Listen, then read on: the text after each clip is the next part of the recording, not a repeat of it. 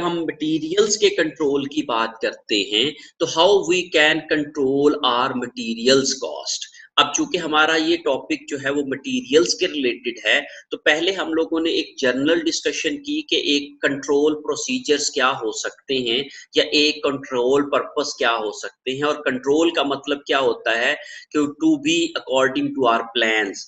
और cost control का क्या मतलब होता है कि our cost should be according to our planned cost, और our cost should be according to our budgeted cost. और उसमें जो सबसे पहली कॉस्ट होती है that is basically materials cost. और हम ये देखते हैं कि हम अपनी मटेरियल के कॉस्ट को किस तरीके से कंट्रोल कर सकते हैं। तो the first principle is physical control of materials. हम मटेरियल्स को फिजिकली कैसे कंट्रोल कर सकते हैं। जैसे हम लोगों ने मटेरियल खरीदा है, फिर उसको स्टोर में रखा है, फिर उसको हमने प्रोडक्शन में लेके गए हैं, तो ये basically physical movement of materials हैं। तो उसके लिए हम लोग सबसे पहला जो प्रिंसिपल लगाते हैं that is limited access. We should limitize the access to the materials. हमें हर बंदे को मटीरियल को एक्सेस नहीं होनी चाहिए। जैसे अगर हम स्टोर की बात करते हैं तो स्टोर में जो मटीरियल पड़ा है तो that should only B accessed by the store keeper. इसके अलावा स्टोर में कोई भी आदमी नहीं जा सकता, उन मटीरियल्स को कोई भी आदमी जो है वो एक्सेस नहीं कर सकता। अगर कोई आदमी एक्सेस करेगा तो ऑफ कोर्स उसके चोरी होने के चांसेस हो सकते हैं, उसको नुकसान पहुंचने के चांसेस हो सकते हैं, वो खराब होने के चांसेस हो सकते हैं। तो अगर हम लोग एक मटेरियल को ज़ाया होने से बचाने की कोशिश कर रहे हैं तो उसके लिए हमें जो सबसे पहला प्रिंसिपल अप्लाई करना पड़ेगा that is access of the personals to the materials. और जब हम लोग स्टोर में बात करते हैं तो हम ये कहते हैं कि स्टोर में सिर्फ और सिर्फ मटेरियल अगर एक्सेस होगी तो सिर्फ स्टोर कीपर की होगी। Nobody else can go to the store and access the materials।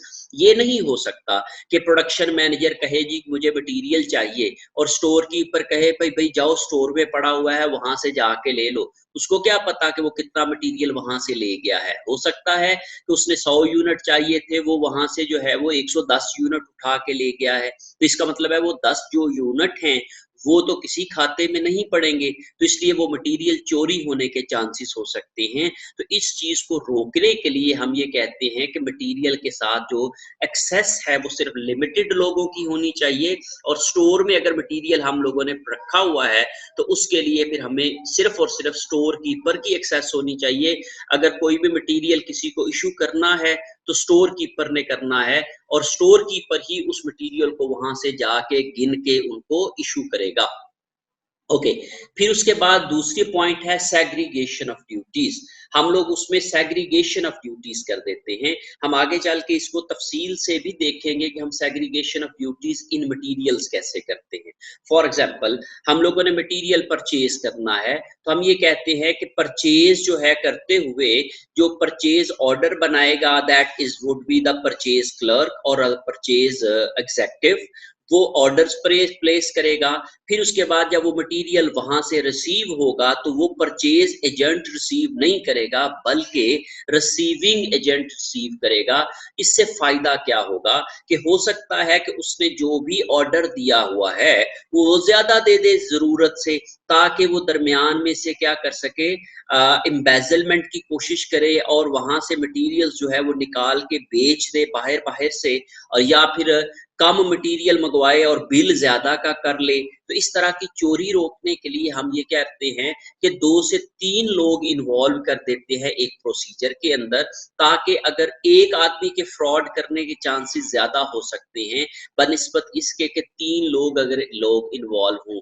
अगर तीनों मिल जाएंगे तो फिर तो फ्रॉड हो जाएगा, लेकिन अगर तीनों लोग जो है वो अपनी अपनी ड्यूटीज ठीक तरीके से परफॉर्म करेंगे और एक भी आदमी ठीक तरीके से परफॉर्म करेगा तो मटेरियल की जो चोरी है या उसका नुकसान है या उसकी जो ज़ाया है वो बच जाएगा। तो जो एम्बेजलमेंट इन मटेरियल्स होते हैं वो नॉर्मली इसी तरीके से हो सकते हैं कि अगर हम लोग सारे काम एक ही बंदे से करा रहे हों, हम ये कहें कि ऑर्डर भी वही बंदा प्लेस करेगा, रिसीव भी वही बंदा करेगा, स्टोर में भी वही बंदा रखेगा, तो इससे क्या होगा कि हम एक ही आदमी पे डिपेंडेंट होंगे और इस एक आदमी पे डिपेंडेंट होने की वजह से हमारे जो फ्रॉड के चांसेस हैं वो बढ़ जाएंगे। तो इस चीज को रोकने के लिए हम लोग कहते हैं कि ऑर्डर कोई और प्लेस करेगा, रिसीव कोई और करेगा और स्टोर में सेव कोई और रखेगा। सो हमने 3 बंदों को इन्वॉल्व कर दिया, that is purchase clerk, that is your purchase agent, that is receiving clerk and that is store keeper. तो इन 3 चीजों को ड्यूटीज देने से हम क्या कर सकते हैं कि अपनी फिजिकल को मटेरियल को फिजिकली जाया होने से या चोरी होने से या एम्बेजलमेंट ऑफ मटेरियल से बच सकते हैं। फिर उसके बाद तीसरी चीज हमें जो जरूरी होती है वो होती है एक्यूरेसी ऑफ रिकॉर्डिंग। हमें अपने रिकॉर्ड्स में एक्यूरेसी होनी चाहिए। हम जब भी मटेरियल को रिसीव करें तो उसको नोट करें, जब भी हम इशू करें तो उसको नोट करें, उसकी प्रॉपर से रिकॉर्डिंग होनी चाहिए और उस रिकॉर्डिंग में प्लस माइनस की गलती भी नहीं होनी चाहिए। हम लोग उसको जो है वो प्रॉपरली चेक करते हैं ताकि उसके अंदर जो भी जो जो कैलकुलेशंस की गलती है वो ना हो या उसकी रिकॉर्डिंग में कोई भी गलती ना हो। इस तरीके से हम लोग ये इंश्योर कर सकते हैं कि जब हम प्रॉपरली एक्यूरेसी इन रिकॉर्डिंग लेके आएंगे तो हर आदमी को पता होगा कि हर रिकॉर्ड को चेक किया जा रहा है, तो इसलिए वो फ्रॉड करने की कोशिश नहीं करेगा और फिजिकली मटेरियल्स को अकॉर्डिंग टू रिकॉर्ड्स रखने की कोशिश करेगा। तो इसलिए रिकॉर्डिंग ऑफ मटेरियल जो होता है ये अकाउंटेंट के पास होता है। तो अकाउंटेंट जब रिकॉर्ड्स को एक्यूरेट रखता है और जिसको हम वक्तन फवक्तन फिजिकल मटेरियल के साथ क्रॉस चेक करते रहते हैं, तो उससे हमें क्या हो जाता है कि हमारी एक्यूरेसी बेहतर हो जाती है और हमारी मटेरियल्स कंट्रोल्स जो हैं या मटेरियल के अंदर जो फ्रॉड है या चोरी है या एम्बेजलमेंट है उसको हम लोग जो है वो रोक सकते हैं, उसको हम लोग मिनिमाइज कर सकते हैं इस तरीके से। So these are 3 physical controls of materials और फिजिकली मटेरियल को कंट्रोल करने के लिए हमें ये 3 काम जो हैं वो बड़ा जरूरी करना पड़ेंगे। इनके बगैर हम मटेरियल्स के अंदर फ्रॉड होने के, चोरी होने के, जाया होने के चांसेस बहुत ज्यादा बढ़ जाते हैं अगर हम लोग ये काम नहीं करते हैं। तो इन चीजों को कंट्रोल रखने के लिए हमें ये काम जो है वो करना चाहिए या करना पड़ेंगे।